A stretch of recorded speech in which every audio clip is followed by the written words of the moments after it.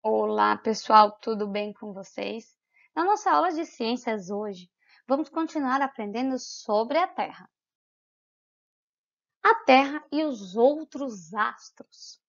Durante o dia, o Sol é o astro que mais se destaca no céu. O Sol surge pela manhã, que é o momento em que ele começa a aparecer no horizonte na direção leste. O pôr do Sol acontece quando o Sol desaparece no horizonte ao anoitecer, na direção oeste. Entre o amanhecer e o anoitecer, temos a impressão de que o Sol se move no céu, de leste para oeste. A gente tem aqui a imagem, então, a sequência do movimento aparente do Sol. Surgimento do Sol, todas as manhãs o Sol surge, então, no horizonte, né? Lá na direção leste. E aos poucos ele vai indo para o meio do céu até chegar bem no meio, bem no alto, que é por volta de meio-dia, né? Ele está na posição mais alta ao meio-dia. E aí ele continua se movendo, dando a impressão que se move, né? Até ele se pôr lá no oeste.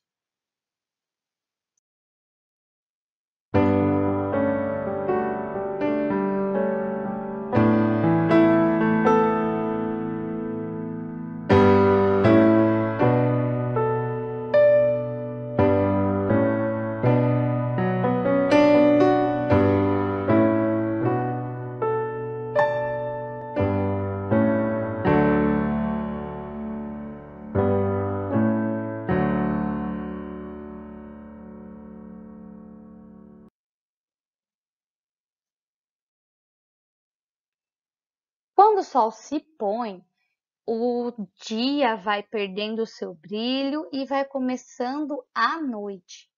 Então, à noite, na ausência da luminosidade do Sol, as outras estrelas e a Lua se tornam mais visíveis no céu. Existem dias que a gente consegue ver a Lua, porém ela não é tão brilhante como quando a gente vê ela à noite. Também é possível enxergar alguns planetas durante a noite. As estrelas, elas emitem luz própria e estão muito distantes da Terra. Já os planetas não emitem luz própria. Eles são iluminados pelo Sol, assim como a Lua. Você sabia que quando a gente observa os planetas a olho nu, eles parecem pontos brilhantes no céu e é fácil confundi-los com as estrelas. Entretanto, a luz refletida pelos planetas é constante e a luz das estrelas parece piscar. Pessoal, achei isso uma coisa muito interessante. Se a gente reparar no céu à noite, quando não tem nuvens que a gente consegue ver as estrelas, elas realmente parecem piscar. Vocês já repararam nisso? A Lua é um satélite natural da Terra. Ela se move ao redor do nosso planeta e de si mesma, e não emite luz própria.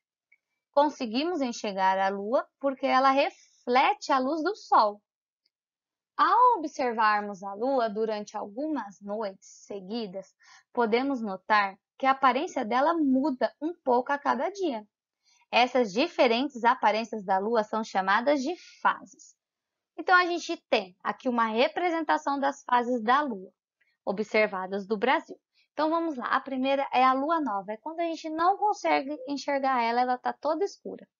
Depois de 7 dias, a gente entra na fase da lua crescente, que ela começa a crescer para ficar cheia. Depois, quando ela está completinha, toda brilhante, a gente está na fase da lua cheia. E depois ela vai para a minguante, que é quando a luz vai diminuindo, diminuindo, até voltar à lua nova, que ela está toda escura de novo. Então, essas são as 4 fases da Lua: Lua nova, Lua crescente, Lua cheia e Lua minguante. Além de mudar de aparência, a Lua surge e se põe em horários diferentes no decorrer de um mês, ou seja, ela surge e se põe a cada dia em um horário diferente do que no dia anterior. Em alguns dias, podemos ver a Lua no céu até durante o dia, como eu já disse para vocês. Claro que ela vai estar menos brilhante. Em outros dias, a gente não pode sequer ver a Lua. Nesse caso, dizemos que ela está na fase nova. Quando a gente não vê, ela está na fase nova. No decorrer da noite, a Lua, assim como as estrelas e os planetas, parece se mover no céu, de leste para oeste. Vocês sabiam que as luzes da cidade atrapalham a observação dos astros, das estrelas, dos planetas? Em locais com pouca luz, como no Observatório de La Silla, no Chile, é possível identificar mais estrelas no céu, incluindo a galáxia Via Láctea. Imagine que legal poder ver a Via Láctea.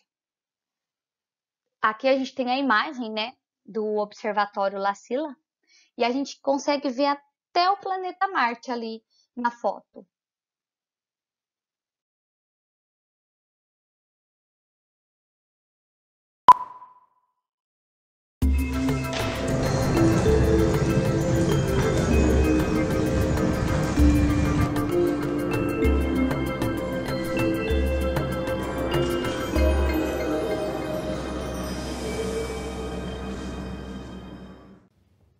Fases da Lua são aspectos que observamos na superfície de nosso único satélite natural e que dependem das posições relativas do Sol, do nosso planeta e da própria Lua. Os mais práticos dizem que quando a Lua desenha uma letra C, está no crescente. No minguante, é a letra D, de decrescente. Mas não é tão simples assim, por isso vamos ver como ocorrem as fases da Lua.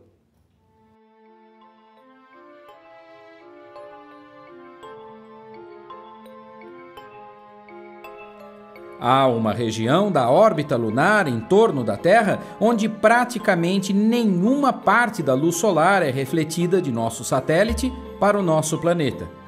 A Lua está direcionada para os lados do Sol e por isso mesmo permanece tecnicamente invisível. Essa é a fase que chamamos de nova. A Lua nova continua recebendo a luz do Sol, só que a gente não vê por causa da nossa posição. Rigorosamente, isso corresponde a um instante e uma posição no movimento da Lua. O que aparece no crescente é a porção visível da parte iluminada da Lua. Depois da nova, em cerca de uma semana, chega o quarto crescente. Nesse ponto, no planeta Terra, estamos vendo metade da metade iluminada da Lua, ou seja, um quarto da Lua. Por isso, chamamos essa posição de quarto crescente. Depois de uma semana, mais ou menos, a Lua está oposta ao Sol em relação ao observador aqui da Terra. A metade que nós vemos do nosso satélite está totalmente iluminada, está cheia de luz, sendo refletida para nós. Rigorosamente falando, existem momentos precisos para cada uma das fases, mas as pessoas, em geral, costumam estender os nomes das fases mais notáveis por até uma semana, ou no mínimo, alguns dias.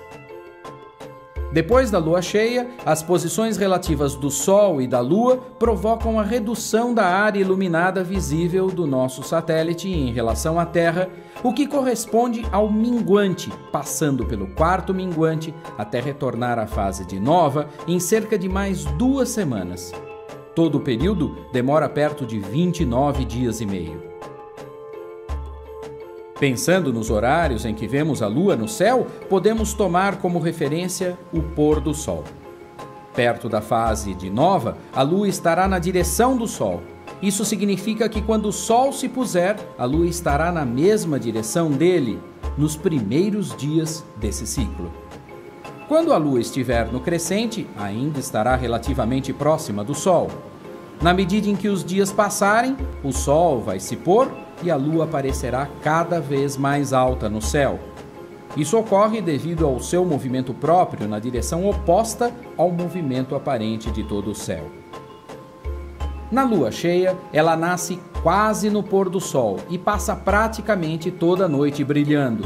Na sequência desse movimento, a lua segue nascendo cada vez mais tarde, até que chega a passar o dia todo no céu. Ela brilha o suficiente para ser visível contra o céu azul do dia.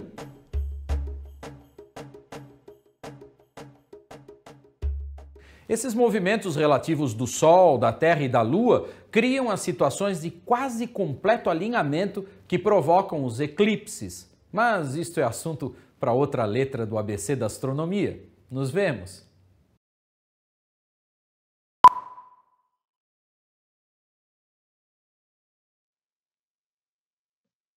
Pessoal, nós temos apenas uma Terra, né? Um planeta igual à Terra.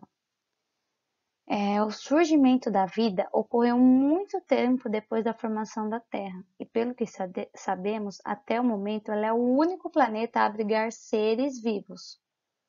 Para a existência de vida como a conhecemos, diversas condições são necessárias. Algumas das mais importantes são a presença de gás oxigênio, água líquida e a camada de ozônio.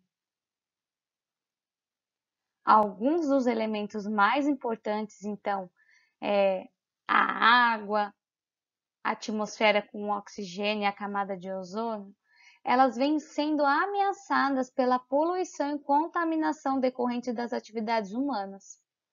Por isso, a gente precisa rever nossas atitudes para que possamos garantir a vida na Terra para as próximas gerações. Como a gente já estudou em outras disciplinas, a gente viu sobre os impactos ambientais. Os impactos ambientais são atitudes que acabam prejudicando a natureza, prejudicando o meio ambiente, poluindo a água, poluindo o ar, poluindo os rios, queimadas que matam os animais, o lugar que eles vivem. Então, a gente precisa rever as nossas atitudes para preservar e garantir a vida na Terra. Então, vamos ver um pouquinho sobre cada uma dessas coisas, né, que a gente precisa ter na Terra para que a vida aconteça. Então, o primeiro é o gás ozônio. Na atmosfera, camada de ar que envolve a Terra, existe uma fina camada de gás ozônio. Esse gás protege o planeta, evitando que grande parte dos raios ultravioleta do Sol, que são prejudiciais aos seres vivos, chegue à superfície terrestre. A maior parte do nosso planeta é coberta de água no estado líquido. Além disso, a água faz parte do corpo dos seres vivos, apresentando muitas funções essenciais para a sobrevivência dos organismos, como transportar substâncias e ajudar no controle da temperatura. De acordo com as teorias mais aceitas atualmente, a vida surgiu na água. O gás oxigênio está presente tanto no ar quanto na água. Ele é essencial para que a maior parte dos seres vivos respire e obtenha energia. Vamos então praticar. Número 6. A Lua é o satélite natural da Terra. Ela não tem luz própria, apenas reflete a luz do Sol. Sabendo disso, escreva o nome da fase da Lua representada na imagem ao lado observada do Brasil. Então, qual é a fase da Lua referente a esta imagem? Vocês vão escrever aqui embaixo. 7. A vida precisou de algumas condições para se estabelecer na Terra, como a presença de gás oxigênio, a camada de ozônio e a água líquida. Pinte as afirmativas relacionadas a essas condições de acordo com a legenda. Então, nós temos a letra A, B e C. Vocês vão pintar de azul o que está relacionado ao gás oxigênio, de vermelho a informação que está relacionada à água líquida e de amarelo a informação alternativa que está relacionada à camada de ozônio. Certo? 8. Para diminuir nossa pegada ecológica, ou seja, o impacto que cada pessoa causa ao ambiente, recomenda-se comprar coisas desnecessárias e usar sacolas plásticas, comprar apenas o que for necessário, diminuir o consumo de alimentos industrializados e carne, dando preferências a cereais, verduras e frutas, evitar o desperdício, incluindo a água e os outros recursos naturais. Vocês vão marcar com um X nas alternativas corretas. Agora, vocês vão realizar uma atividade para nós. Eu vou explicar para vocês o que vocês irão fazer. Quais os materiais que vocês vão precisar? Vocês vão precisar de um caderno de desenho ou folhas de papel, uma prancheta ou um caderno para vocês terem apoio para escrever, lápis e borracha. Vocês vão prestar atenção agora no passo a passo. Essa atividade será realizada por alguns dias, tá bom? Ela não vai ser feita apenas um dia. O que vocês vão fazer? Primeiro, você vai escolher um lugar que seja possível observar o céu, como o quintal da sua casa, no jardim.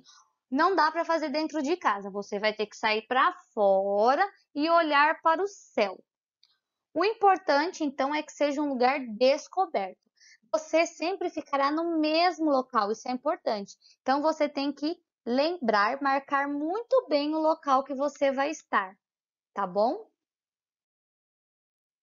Depois, no caderno de desenho, na folha que você escolheu, você vai escrever a data e o horário da observação do céu. Então, você tem que pôr o dia que é e o horário. Depois, você vai fazer um desenho representando o local onde você está, incluindo as árvores, prédios, casa, poste, elementos altos que possam servir de referência para a localização dos astros no céu. 3. Em seguida, você vai desenhar o Sol, prestando atenção na posição dele no céu. Como assim, Pro? Você vai estar olhando. Se tiver um poste, o Sol estiver próximo dele, você vai desenhar o poste e o local que o Sol está. Por quê? No outro dia, na próxima observação que você vai fazer, o Sol pode estar em outro local. Então, você tem que desenhar exatamente aonde você está vendo o Sol, certo? Se for possível enxergar algum outro astro, como a Lua, você também vai desenhar. Além disso, você pode desenhar também as nuvens. Você deve repetir os passos anteriores ao menos mais uma vez durante o dia. Então, você vai fazer isso ou pela manhã e pela tarde, ou ao meio-dia e depois mais à tardezinha. Você vai escolher o horário e vai registrar. Para isso, você tem que se posicionar sempre no mesmo lugar. Você vai fazer isso durante toda a semana. Então, vocês vão começar hoje e vão fazer a semana inteirinha. Todo dia, vocês vão lá no local que vocês escolheram e desenhar, ver a posição que o Sol, os astros estão no céu, no mesmo lugar, tá bom? 5. Após finalizar a atividade, você vai comparar os desenhos, porque você vai pegar uma folha para um registro. Quando você voltar para fazer a observação de novo, você vai pegar outra folha, colocar a data e colocar o horário. Então, para cada observação que você fizer, vai ser uma folha diferente. Então, você vai comparar esses desenhos e analisar se a posição dos astros e das nuvens é a mesma ou se ela mudou em relação aos elementos usados como referência. O poste, a casa, o prédio, né? Como as árvores e prédios. Uma coisa muito importante, você não pode olhar diretamente para o sol, porque isso pode causar danos à sua visão. Além disso, evite se expor muito tempo aos raios solares e, se possível, use boné e filtro solar. Então, você irá fazer o registro, né, da sua observação, mas evite ficar muito tempo lá no sol, tá bom? E não olhe diretamente para ele, porque ele tem raios que podem causar danos à visão, certo? Depois que você acabar os registros lá no final da semana e você comparar as posições, você vai responder numa outra folha a seguinte pergunta: houve alguma alteração na posição dos astros e das nuvens? A que você acha que se deve esse resultado? Então, vocês vão escrever se houve alguma mudança e por que você acha isso? O que acontece que causa essa mudança? E vocês vão escrever. Vocês vão colocar todas as folhas junto, pode grampear ou colocar um clips. Você tem que colocar nome, turma, data, disciplina em uma folha antes de começar ou no final, mas tem que ter nome, turma, data, tá bom, pessoal? Para que eu possa saber que foi você que fez. Você vai fazer o registro e no final da semana você vai responder essa pergunta, então. Essa atividade tem que ser entregue na escola até o dia 9 de outubro, que é uma sexta-feira, na próxima semana. Então, vocês vão ter essa semana ou a semana que vem para fazer. O importante é que vocês observem pelo menos 5 dias diferentes, tá bom? Então, qualquer dúvida, vocês podem me chamar. Bons estudos, bom trabalho, façam com muita atenção e muito capricho. Um beijo e até mais!